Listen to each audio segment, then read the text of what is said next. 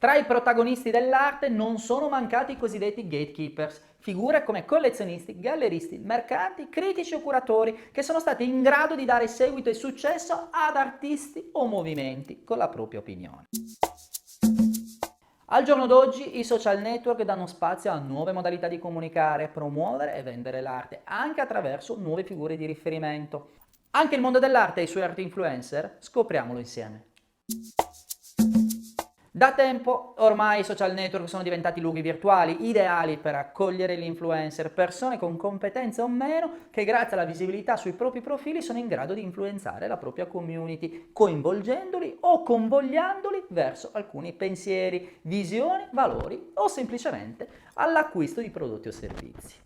Oggi i brand commerciali non mancano di assoldare influencer da milioni di follower per post o stories con l'obiettivo di sponsorizzare i propri prodotti all'interno di community solide, con un tasso di conversione, quindi del numero di persone che eseguono una determinata azione proposta, reale. Sembra che il concetto dell'influencer nel mondo dell'arte possa essere difficilmente applicabile, tuttavia si fanno strada e crescono le community di artisti, collezionisti e professionisti del settore, dove il concetto di engagement e di micro-influencer o micro-community valorizza e premia la community solida e fidelizzata, dove seppure con numeri inferiori si ha la possibilità di raggiungere target verticali e puntuali con alti tassi di conversione.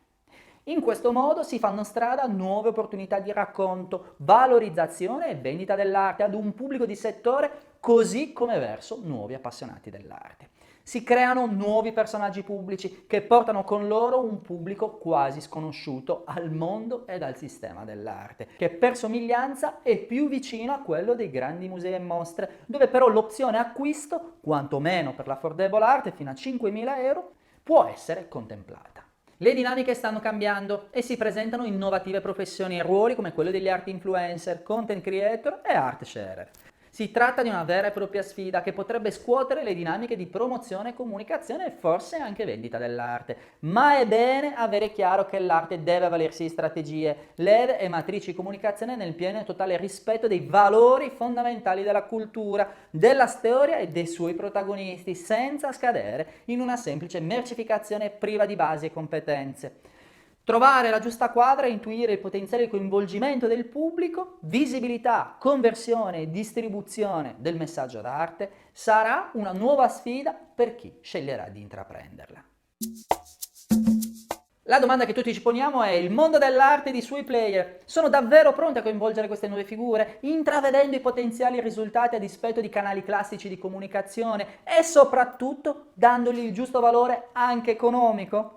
La risposta ai posteri. Io, tra il sapere e non sapere, continuo a scrivere libri e a fare divulgazione dell'arte, che è ancora un altro gioco.